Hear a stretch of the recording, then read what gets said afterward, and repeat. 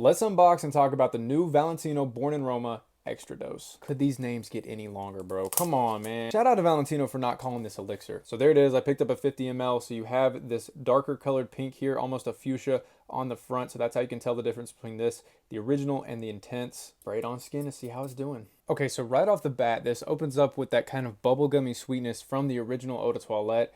However, it does have kind of a more spicy feel to it than the original, so it is a bit different. And I did have this on my hand earlier from when I bought it at the store, so I've had it on my hand probably for about 8 hours now. And honestly, it smells kind of like the Intense as well, but there's no vanilla here. You don't get the vanilla sweetness like you do in the Intense. So there's the lavender, you do have the spices, you do have the kind of woody feel, the slight aquatic when you first spray it on. I think this is really nice, actually. This is probably, other than Coral Fantasy, my favorite from the line.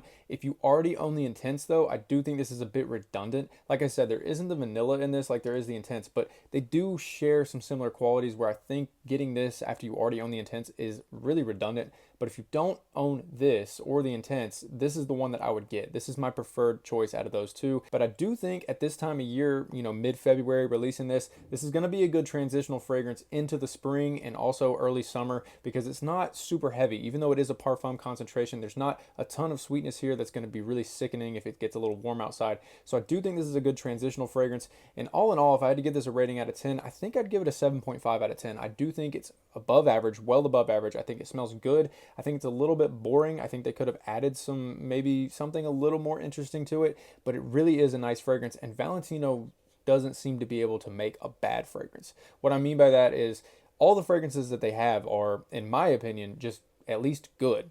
You know, there's nothing that's just terrible that they've released. So Valentino, keep up the good work with your good releases to great releases because I think you are doing a good job. I think you played it a little safe with this one. You could have played with it a little bit because you've had such an outstanding track record with all your fragrance being good or great. This could have been a little bit more outside the box, but nonetheless, this is going to be a good seller. This is going to be something that people like, and I do see a lot of people buying this. So do yourself a favor, go get a sample of this, or go check it out at Macy's or Dillard's or wherever you got to go, wherever your city is, because this is a really good fragrance, and I do think a lot of people are going to like this. If you enjoyed this review, leave it down in the comments. Let me know. Leave a like, and also favorite this video because it does help the algorithm. I appreciate that. And let me know if you've tried this in the comments. Let me know your thoughts on it, or when you do try it, come back to this video and let me know how you feel about it. As always, thank you for watching. Stay fresh, stay cool.